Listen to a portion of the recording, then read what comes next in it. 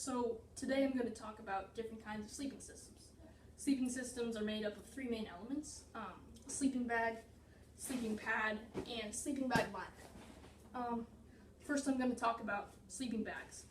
So the first thing that you want to consider when you're thinking about which sleeping bag to use is the shape. There are three basic kinds of sleeping bags. There's mummy sleeping bags. This is a mummy sleeping bag, which you can tell because it looks like a mummy. Mummy sleeping bags tend to be warmer, and they're less movable though than rectangular sleeping bags. You can tell this one is a mummy too because the hole is up here instead of at the top.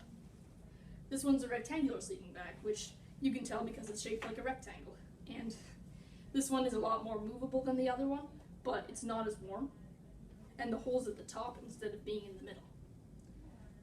There's also a third kind of sleeping bag, which is called a semi-mummy sleeping bag.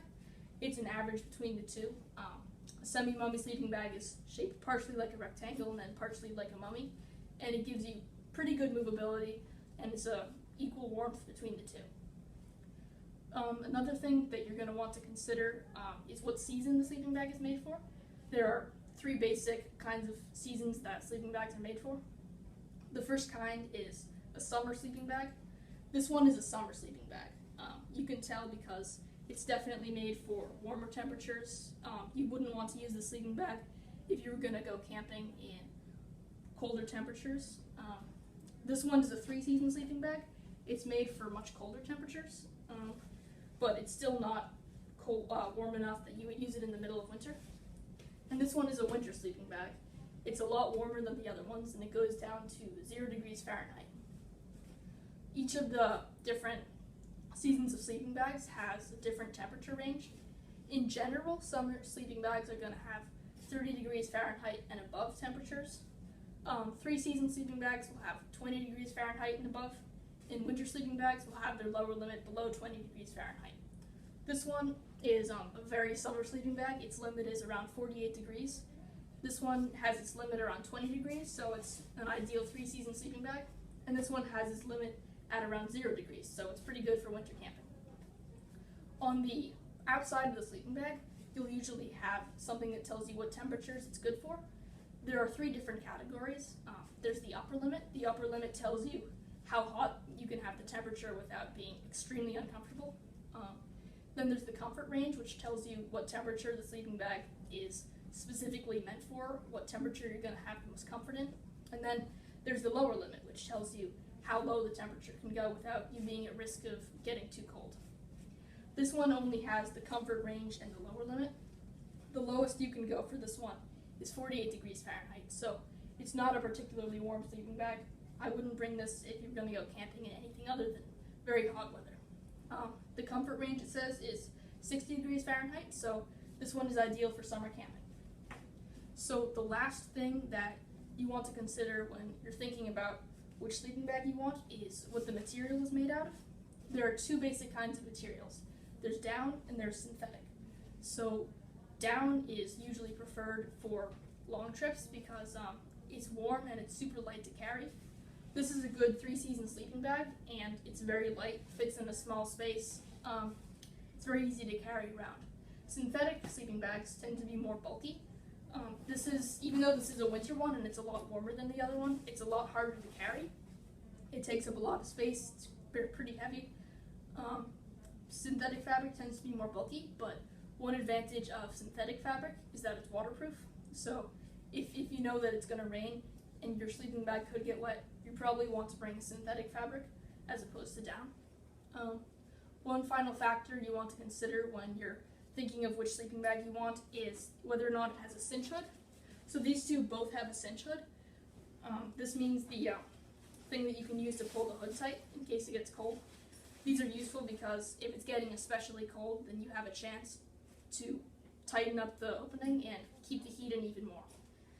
These two sleeping bags also have a zipper, which means on the other side, if it's getting really hot, you can zip down and use it as more of a mattress. So these two would both be good for colder and warmer temperatures because you can adjust it to meet your personal feeling at the time. So the next thing that I'm going to talk about is going to be sleeping bag liners. The way sleeping bag liners are used is that if you're going to be going into a cold camp out and you don't have the right sleeping bag for it, maybe you're going winter camping but you don't have a winter sleeping bag, you would throw it into a 3-season sleeping bag. And that way it'll act as a winter sleeping bag with the sleeping bag liner adding insulation to your normal sleeping bag. Or if you're going winter camping and it's just below the range that you're used to, or you just feel warmer when you use a sleeping bag liner, they're good for adding comfort to sleeping as well. So there are different shapes of sleeping bag liners. They're very similar to the shapes of sleeping bags. Sleeping bag liners have mummy and rectangular, just like sleeping bags do. This one has, it shows the shape of it is on the outside. So this one is a semi-mummy sleeping bag. So it's basically going to be the right shape for any kind of sleeping bag you're going to need. With sleeping bag liners especially, the material that they're made of is very important. There are 5 different main materials and they all have different advantages and disadvantages. But when you're deciding which one to use, you have to bear in mind that some are more expensive than others. So the first kind of sleeping bag liner is silk. Silk is pretty versatile. It's going to be cold. It's going to be good for either cold or warm weather. So if you use silk, you're not going to overheat and you're not going to be too cold either. So that might be a good one to use if you don't know exactly what the temperature range of your outing is going to be. The next kind is cotton. Cotton is usually good for just providing solid insulation for keeping you warm. It's not the most warm of the sleeping bag liners, but it does a pretty good job. One of the downsides of cotton, though, is that it's very heavy and bulky. It's hard to carry around, and if it gets wet, then it's going to stay wet for a long time. So if you're using a cotton sleeping bag liner, then you want to make sure it's in some kind of watertight bag so that it doesn't get wet, because if it does, you're not going to have a good night. Next kind of sleeping bag liner is fleece. Fleece is sort of like cotton in that it adds a lot of heat. If you use a fleece liner, then you're going to be comfortable inside your sleeping bag. But fleece is also more resistant to water, and if you're sweating in the middle of the night, it'll wick the moisture away so that you don't get too cold or hot because of your sweat. But fleece is also pretty heavy and bulky, so it might not be the best if you're going backpacking and you need to have a light sleeping bag liner. The next kind is synthetic fabric, which is pretty much the best for humidity. Like fleece, it wicks moisture away, but it's not as bulky. It's also not as warm, so you probably wouldn't want to use it if you're going into 0 degree or lower camping.